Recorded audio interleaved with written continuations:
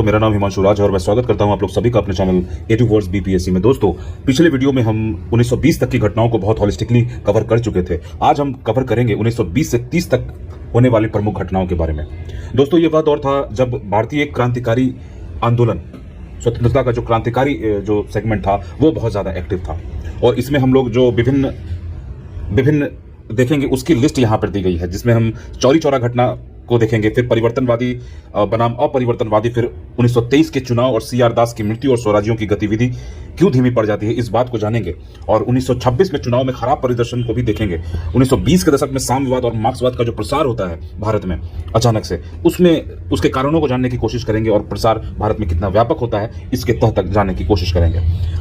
उसके बाद हम भारतीय कम्युनिस्ट पार्टी मेरठ षड्यंत्र केस के बारे में जानेंगे और all India workers and peasant party इत्यादि जितने भी गठन हुए थे, इंटक, उसका भी हम लोग हल्का सा व्यू लेंगे ताकि आपके एग्जाम में पूछे जाने वाले प्रश्न आप बनाने की स्थिति में रहे। दोस्तों, कई बार ऐसा होता है कि एग्जाम में ऐसे प्रश्न पूछे जाते हैं और बहुत छोटे और एक लाइन के प्रश्न होते हैं, लेकिन चूंकि हम कभी कभी अपना ध्यान वहां नहीं लगा पाते हैं, इस वजह से ये छूटने के चांस बने रहते हैं। इसलिए इन्हीं बातों को ध्यान में रखते हुए यहां पर कोशिश ये की गई है कि आपके वो छोटे छोटे प्रश्न भी ना छूटे।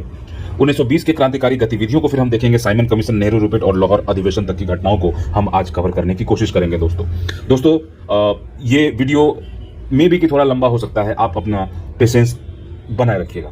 तो चलिए दोस्तों, शुरू करते हैं हम लोग। सबसे पहला जो होता है वो होता है चौरी चौरा कांड। दोस्तों, क्या आपने कभी सोचा है कि एक छोटी सी घटना पूरे स्वतंत्रता आंदोलन को बदल सकती है? जैसा कि आपको पिछले वीडियो में मैंने बताया था कि गांधी जी द्वारा खिलाफत असहयोग शुरू किया जाता है, आंदोलन पूरे अपने पिक पे जब पहुंच जाता है तभी यह घटना होती है। दोस्तों, हिंदू मुस्लिम एकता और समाज के लगभग सारे वर्ग इसमें सम्मिलित थे। अंग्रेजों की हालत जो थी वो खराब हो चुकी थी, उसके बावजूद एक ऐसी घटना होती है चौरी चौरा में जिसने पूरे देश को हिला दिया था। दोस्तों, 1922 में उत्तर प्रदेश के चौरी चौरा में ऐसा ही हुआ था। असहयोग आंदोलन अपने चरम पर था, लेकिन एक उग्र भीड़ ने पुलिस थाने में आग लगा जिसमें 22 पुलिसकर्मी मारे जाते हैं। गांधी जी चूंकि अहिंसावादी थे और अपने सिद्धांत के साथ वो समझौता नहीं करते थे, गांधी जी ने तुरंत आंदोलन को बंद करने का फैसला लिया। दोस्तों, क्यों यह फैसला लिया उन्होंने, क्या यह फैसला सही था? आइए इस घटना के पीछे की कहानी को समझें। दोस्तों, जैसा कि हम जाने कि ये गोरखपुर के पास चौरी चौरा में असहयोग आंदोलन के तहत प्रदर्शनकारी उग्र हो गए थे और 22 पुलिसकर्मी की मृत्यु हो जाती है यहाँ पे। और यह घटना स्वतंत्रता संग्राम में हिंसा का एक प्रमुख उदाहरण थी। गांधी जी इसको गहराई से प्रभावित किया था। 12 फरवरी 1922। दोस्तों, ऐसी घटनाओं का आप डेट नहीं भूलेंगे, डेट आपके लिए यहाँ पे इंपॉर्टेंट हो जाएगा। और इसमें 22 फरवरी 1922 को गांधी जी ने असहयोग आंदोलन को स्थगित कर दिया। उनका मानना था कि जनता अहिंसा और सत्याग्रह के सिद्धांतों के लिए तैयार नहीं थी। दोस्तों, ये उन्होंने कारण दिया था। इस निर्णय से कांग्रेस के कई नेताओं में निराशा फैल गई क्योंकि आंदोलन अपने पूरे जोर पर था। दोस्तों, अब यहीं से शुरू होता है परिवर्तनवादी और अपरिवर्तनवादी। दोस्तों, यहां सनद रहे कि इसके बाद गांधी जी को गिरफ्तार कर लिया जाता है। एक राजनीतिक शून्यता की स्थिति आ जाती है। जो भी प्रमुख नेता थे वो भी गिरफ्तार हो जाते हैं और अब आंदोलन की जो दिशा होती है वो कैसी होती है इसके बाद हमें पता चलेगा। दोस्तों, परिवर्तनवादी यानी कि स्वराजी बनाम अपरिवर्तनवादी। असहयोग आंदोलन की समाप्ति से कांग्रेस में वैचारिक विभाजन हुआ था, जैसा कि अभी हमने बात किया। दोस्तों, परिवर्तनवादी यानी कि स्वराजी अर्थात दो लोग इसमें प्रमुख थे। दोस्तों, एक सीआर दास और मोतीलाल नेहरू। इनका मानना था कि ब्रिटिश शासन को कमजोर करने के लिए विधान परिषदों में प्रवेश कर अंदर से विरोध करना चाहिए। मतलब यह विधान परिषद में घुसकर वहां पे चुनाव जीत कर जाकर बिलों को अवरोध। अभी आप देख रहे होंगे कि संसद का जब भी सदन चलता है तो वहां पर हम देखते हैं विरोध का दौर भी चलता है। अभी हालिया जो संसद का जो सत्र चल रहा है, मानसून सत्र, वहां भी आप देखेंगे कि विरोध का जोर बहुत ज्यादा रहता है। दोस्तों, ये आज की घटना नहीं है, ये उस टाइम भी यही था और इसी के लिए सीआर दास और मोतीलाल नेहरू ने पैरवी की थी। और दोस्तों, वही दूसरा जो धड़ा था वो अपरिवर्तनवादी था, जो बदलाव नहीं चाहता था। एक प्रमुख नाम जो कि बिहार से हैं, डॉक्टर राजेंद्र प्रसाद, फिर सरदार पटेल, सी राजगोपालाचारी। दोस्तों, ये तीनों अपरिवर्तनवादी थे। तीनों प्रमुख जो व्यक्तित्व आपको देखते हैं, इन्होंने इसका विरोध किया कि वो विधान परिषद में भाग नहीं लेंगे क्योंकि वो मानते थे कि यह ब्रिटिश व्यवस्था को वैधता देता है। दोस्तों, यही मतभेद जो है वो स्वराज पार्टी के गठन का आधार बनता है। दोस्तों, यहां ध्यान रखना है आपको कि 1922 का जो अधिवेशन, कांग्रेस का वार्षिक अधिवेशन होता है वो गया बिहार में होता है। ये आपके पॉइंट आपके एग्जाम के लिए भी इंपॉर्टेंट है। गया अधिवेशन में सी आर दास ने और मोतीलाल नेहरू ने इतने क्षुब्ध हो जाते हैं कि वो पार्टी से इस्तीफा दे देते हैं। उनका रिजाइन करना होता है और रेजिग्नेशन के बाद वो पार्टी का गठन करते हैं, जिसे आमतौर पर हम स्वराज पार्टी के नाम से। लेकिन क्या आप जानते हैं कि इसका रियल नाम क्या था? दोस्तों, ये क्वेश्चन आपसे एग्जाम में पूछ सकता है। इसका रियल नाम था कांग्रेस खिलाफत स्वराज पार्टी। यह नाम आपको याद रखना है दोस्तों। इस अधिवेशन की अध्यक्षता भी सीआर दास ने ही की थी, ये भी आप नहीं भूलेंगे। और सीआर दास के बारे में बता दें दोस्तों कि ये एक बहुत मतलब पहुंचे हुए वकील थे। एक्चुअली दोनों ही वकील थे, मोतीलाल नेहरू और सीआर दास दोनों ही एक प्रसिद्ध वकील थे। और सीआर दास ने अलीपुर षड्यंत्र केस लड़ा था दोस्तों। वाक्य पटुता में ये बहुत आगे थे। पार्टी ने सविनय अवज्ञा की रणनीति को अपनाई। इसके तहत वे ब्रिटिश प्रशासन को बाधित करने के लिए विधायी कार्यों में हिस्सा लेते थे।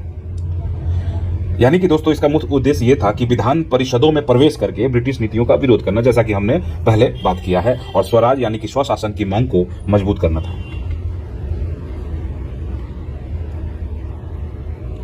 दोस्तों, अब बात करते हैं, आ जाता है दौर 1923 का दौर। स्वराज पार्टी ने यहां पर चुनाव लड़ा था दोस्तों, और बहुत ही प्रभावशाली तरीके से 101 सीटों में 42 सीटें जीत ली थी।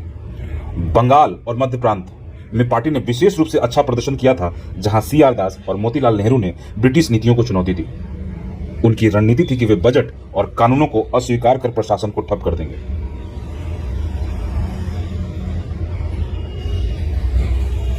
दोस्तों, दौर आता है 1925। 16 जून को स्वराज पार्टी के संस्थापक और प्रमुख नेता चित्तरंजन दास, सीआर दास का पूरा नाम चित्तरंजन दास था,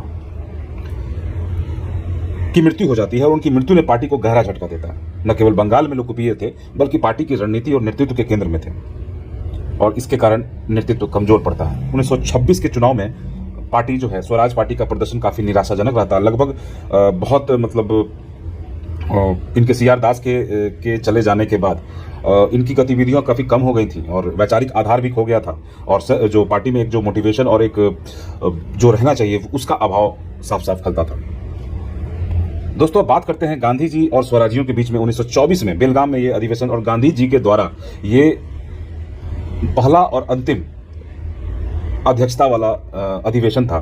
बेलगाम अधिवेशन कर्नाटक में पड़ता है ये, और गांधी जी इसके अध्यक्ष जो थे वो गांधी जी थे। बेलगाम अधिवेशन में गांधी स्वराजियों के साथ समझौता किया था दोस्तों।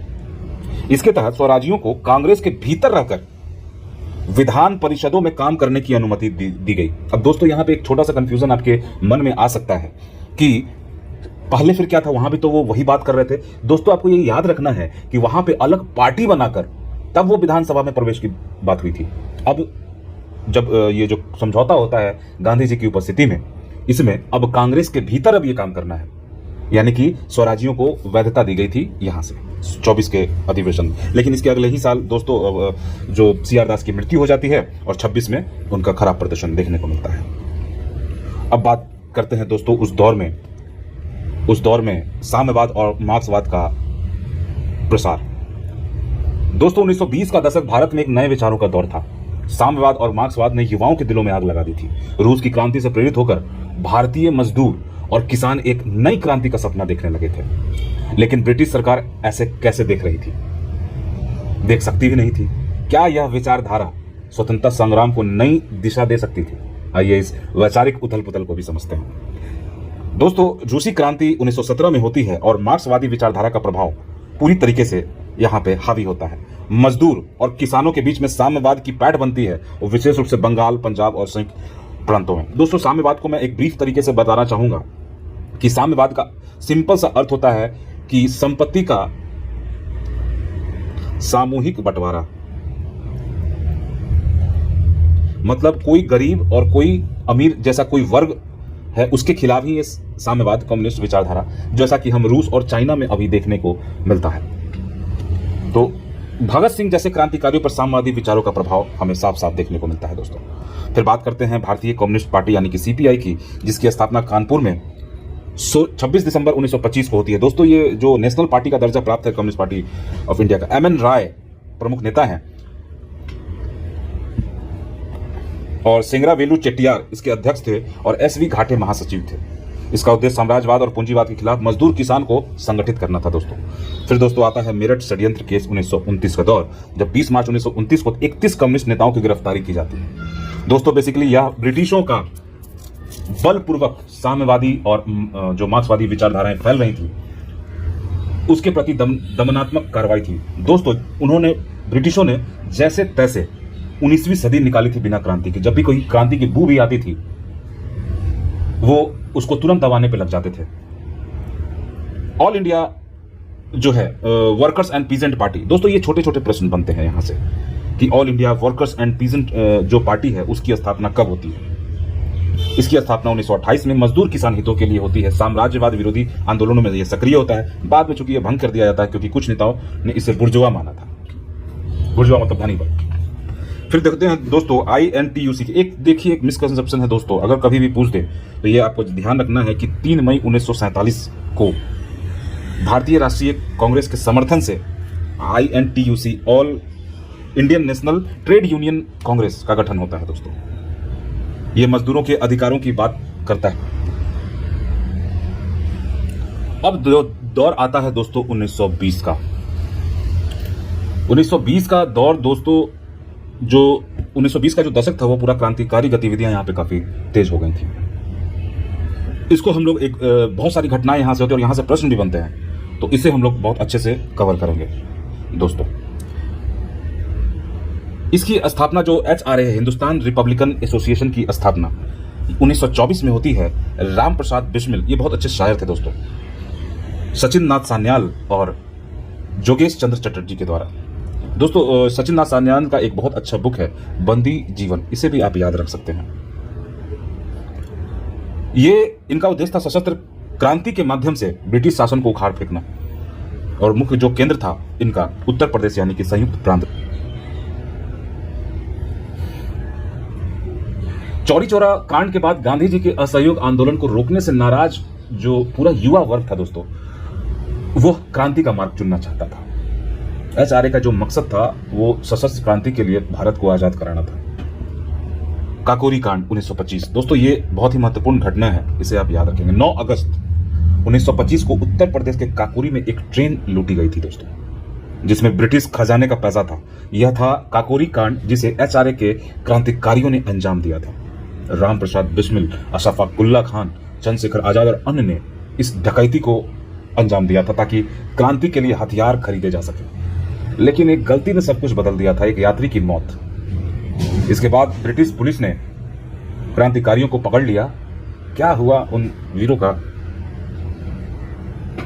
उन्हें फांसी दे दी गई। दोस्तों अब बात करते हैं HSRA यानी कि हिंदुस्तान सोशलिस्ट रिपब्लिकन एसोसिएशन की। दोस्तों काकोरी कांड के बाद HRA को भारी झटका लगा था, लेकिन क्रांति रुकी नहीं थी। 1928 में भगत सिंह और चंद्रशेखर आजाद ने दिल्ली के फिरोज शाह कोटला, अभी इसका नाम बदल के अरुण जेटली स्टेडियम हो गया दोस्तों, ये याद रखिएगा। फिरोज शाह कोटला में HRA को नया रूप दिया गया और इसे हिंदुस्तान सोशलिस्ट रिपब्लिकन एसोसिएशन का नाम दिया गया। भगत सिंह, चंद्रशेखर आजाद और सुखदेव यहां पे प्रमुख सदस्य देखने को मिलते हैं। चंद्रशेखर आजाद भी थे। अब इनका लक्ष्य सिर्फ आजादी नहीं बल्कि एक समाजवादी भारत बनाना था जहां न कोई शोषण हो न कोई असमानता हो। इसका लक्ष्य बहुत क्लियर था दोस्तों। 28 में आ जाता है 3 फरवरी 1927 में इसका गठन होता है। हम लोग आगे इसको बहुत अच्छे से कवर करेंगे। 1928 में जब साइमन कमीशन भारत है, पूरे देश में गूंज उठा। नारा जो था वो साइमन गो बैक का नारा था। यह कमीशन भारत के भविष्य का संविधान तय करने आया था। जैसा कि आप लोग को पता होगा कि 1919 का जो भारत शासन अधिनियम था उसी में यह क्लॉज एक डाला गया था कि आज से 10 वर्ष के बाद एक समीक्षा कमीशन का गठन किया जाएगा जो भारत में संवैधानिक सुधारों के लिए संभावनाओं की खोज करेगा। वही उसी के तहत 1927 में लगभग 2 वर्ष पूर्व ही साइमन कमीशन का गठन किया गया था दोस्तों। अभी हम लोग इसके बारे में आगे डिटेल से पढ़ेंगे। अंग्रेजी सदस्यों के कारण साइमन गो बैक आंदोलन भी इसे, या फिर व्हाइट कमीशन भी इसे कहा गया था, और साइमन गो बैक आंदोलन इसके अन्य नाम है। क्रांतिकारियों और कांग्रेस दोनों ने इसका बहिष्कार किया था दोस्तों। अब आता है दोस्तों लाल बाल पाल में से लाल, यानी कि लाला लाजपत राय की लाठी से मृत्यु।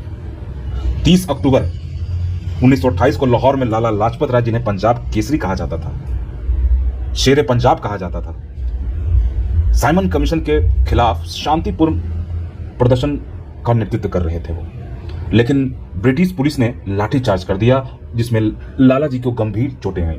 17 नवंबर 1928 को उनकी मृत्यु हो गई दोस्तों। उनका जो आखिरी शब्द था वो था, मेरे ऊपर पड़े ये लाठी के प्रहार ब्रिटिश राज की ताबूत में आखिरी कील साबित होंगे। उनकी मृत्यु ने क्रांतिकारियों को प्रेरित किया था दोस्तों।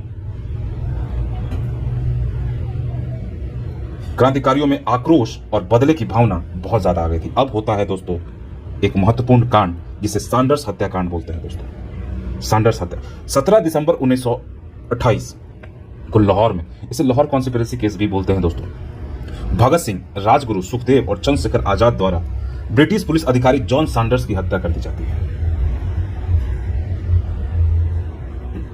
दोस्तों। लाला लाजपत राय की मृत्यु का बदला लेने के लिए HSRA के ये सदस्य जो थे, भगत सिंह, राजगुरु और चंद्रशेखर आजाद ने यह कदम उठाया था, और 17 दिसंबर 1928 को लाहौर में उन्होंने ब्रिटिश पुलिस अधिकारी जॉन सैंडर्स की हत्या कर दी। लेकिन जो असली निशाना था जेम्स स्कॉट था। मारने जो गए थे वो जेम्स स्कॉट को गए थे मारने। ये आप नाम याद रखेंगे, जिसने लाठी चार्ज का आदेश दिया था स्कॉट ने। लेकिन गलती एक होती है कि वहां सैंडर्स मारे जाते हैं। इस हत्याकांड ने ब्रिटिश शासन को हिला के रख दिया था। सेंट्रल असेंबली बम कांड 1929 में होता है दोस्तों। यह घटना 8 अप्रैल 1929 की है। 2 बम फेंके गए। यह काम था भगत सिंह और बटुकेश्वर दत्त का। उनका मकसद किसी को मारना नहीं था, बल्कि ब्रिटिश सरकार के दमनकारी कानूनों का विरोध करना था। बम फेंकने के बाद इन्होंने इनकलाब जिंदाबाद का नारा लगाया और गिरफ्तारी दे दी। चाहते तो वे भाग भी सकते थे दोस्तों। इस घटना ने पूरे देश में क्रांति की चिंगारी जलाई, और यह साहसी कदम जो उठाया गया था उसकी आग पूरे देश में फैल गई थी दोस्तों। यहां ध्यान रखने वाली बात यह है कि कोई यहां पे हताहत नहीं होता है। बटुकेश्वर दत्त की गिरफ्तारी हो चुकी, वो खुद देते हैं गिरफ्तारी, और इन्होंने ये कहा था कि ये बहरों को सुनाने के लिए ये बम कांड किया गया है दोस्तों। कभी कभी ये सवाल पूछा जाता है कि इस टाइम पे कौन सा बिल पास हो रहा था। 2 बिल थे दोस्तों, एक पब्लिक सेफ्टी बिल और दूसरा ट्रेड डिस्प्यूट बिल।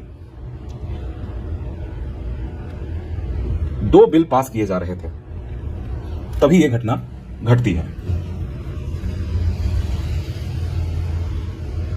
इनकलाब जिंदाबाद दोस्तों, ये आपको याद रखना है। इनकलाब जिंदाबाद दोस्तों। इनकलाब के बारे में जो ये है, मोहम्मद इकबाल का है ये इनकलाब। मोहम्मद इकबाल का आपको याद रखना है। एक बुक थी बंगे दर्रा, उसमें उन्होंने इस शब्द का प्रयोग किया था दोस्तों। अब दोस्तों हम लोग देखते हैं इंडियन रिपब्लिकन आर्मी और चटगांव शस्त्रागार कांड जो 1930 में होता है। 18 अप्रैल 1930 को बंगाल के चटगांव में सूर्य सेन, जिन्हें मास्टर दा भी कहते थे,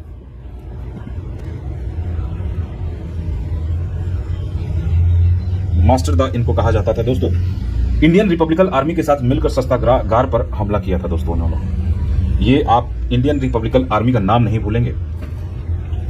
यह चटगांव शस्त्रागार कांड में क्रांतिकारियों ने पुलिस और सैन्य जो आर्टिलरीज थी उस पर कब्जा कर लिया, लेकिन गोला बारूद की कमी ने उन्हें पीछे हटने पर मजबूर कर दिया था। कम पड़ गए थे। जलालाबाद की पहाड़ियों में ब्रिटिश सेना से भिड़ंत में कई क्रांतिकारी शहीद हुए थे दोस्तों। ये वर्तमान बांग्लादेश की कहानी है। इसमें जो प्रमुख रूप से भागीदार थे वो सूर्य सेन थे, प्रीति लता वाडेदार थी, गणेश घोष थे, जिन्होंने हमले में भाग लिया था। अब बात करते हैं दोस्तों उस कमीशन की, बहुत ही मतलब ये डिस्प्यूटेड कमीशन था और सारे इसमें वाइट ही थे, इसीलिए इसे व्हाइट कमीशन कहा गया था दोस्तों, व्हाइट कमीशन।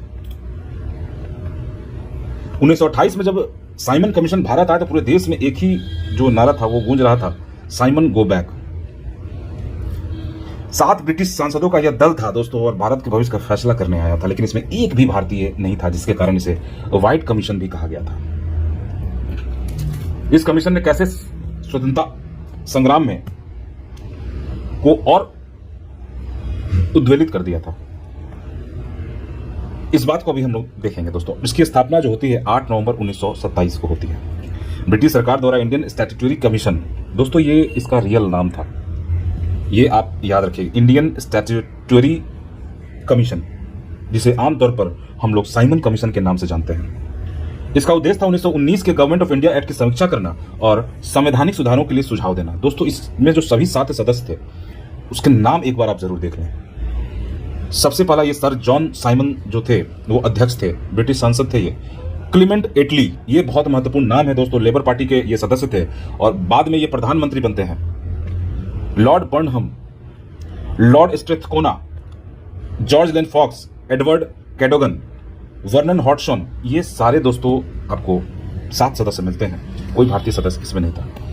दोस्तों जो तिथियां हैं जो आपको याद करनी है, इसका गठन 8 नवंबर 1927 को किया गया था।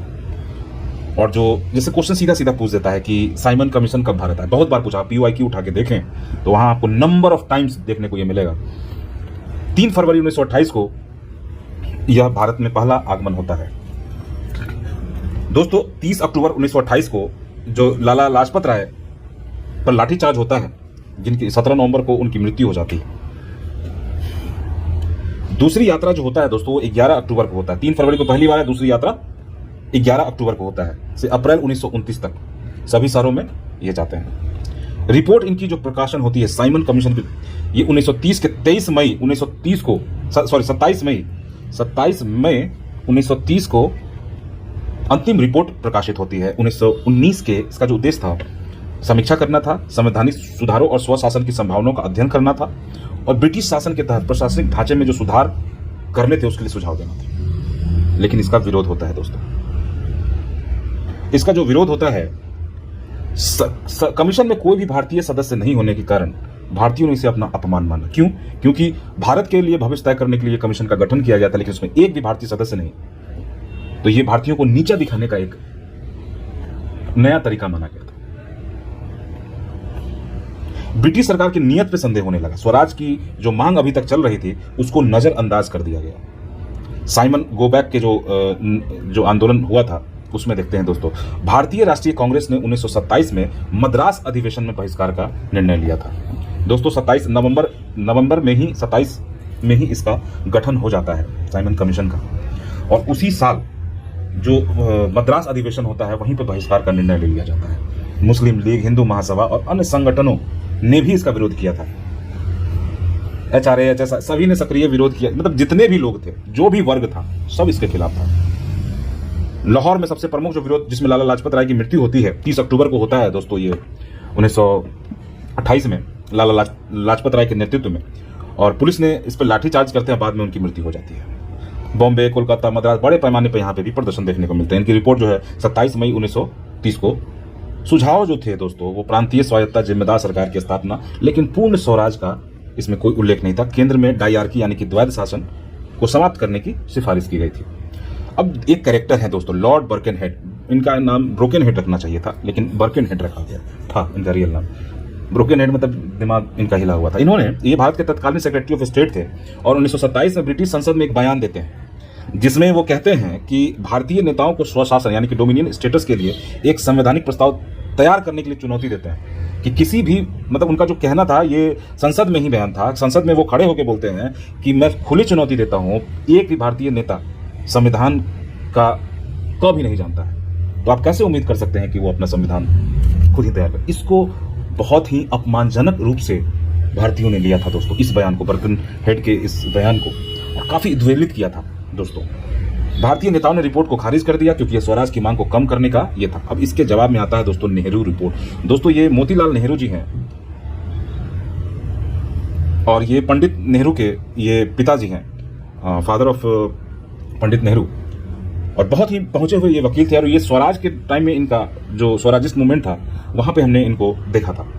तो वो रिपोर्ट देते हैं दोस्तों। ये जो आया था 10 अगस्त 1928 को, जो मोतीलाल नेहरू जी हैं वो अपना रिपोर्ट देते हैं। इसकी पृष्ठभूमि थी वही बर्केनहेड के 1927 के बयानों में, जो भारतीय स्वशासन के संविधान को स्वशासन के लिए संविधान बनाने के लिए जो चुनौती दी थी, इसके जवाब में मोतीलाल नेहरू की अध्यक्षता में नेहरू रिपोर्ट तैयार किया गया था और ब्रिटिश सरकार को यह सिद्ध करने का प्रयास था कि भारतीय स्वशासन के लिए सक्षम है। बताना था कि हम अपना ख्याल खुद रख सकते हैं। ऑल पार्टीज कॉन्फ्रेंस होती है दोस्तों मई 1928 में, और विभिन्न भारतीय राजनीतिक दलों, कांग्रेस, स्वराज पार्टी, मुस्लिम लीग, सभी इसका आयोजन करते हैं और इसी में नेहरू समिति का गठन किया जाता है दोस्तों। ये इंपॉर्टेंट है, ऑल पार्टीज कॉन्फ्रेंस मई 1928 में ही नेहरू समिति का गठन। दोस्तों यहाँ पे ऑप्शन बना के आपसे पूछ, नेहरू समिति का गठन किया गया था कांग्रेस के अधिवेशन में, ऑल पार्टी कॉन्फ्रेंस में। इस तरीके से 2-3-4 ऑप्शन भी बना के आपको कंफ्यूज करने का प्रयास किया, लेकिन कंफ्यूज नहीं होना है क्योंकि उस टाइम के क्रांतिकारी भी कंफ्यूज नहीं थे। मुख्य उद्देश्य देखते हैं दोस्तों। भारत के लिए एक स्वनिर्मित संविधान का प्रस्ताव देना था जिसमें डोमिनियन स्टेट की मांग की गई, जो ब्रिटिश साम्राज्य के भीतर स्वशासन प्रदान करता था।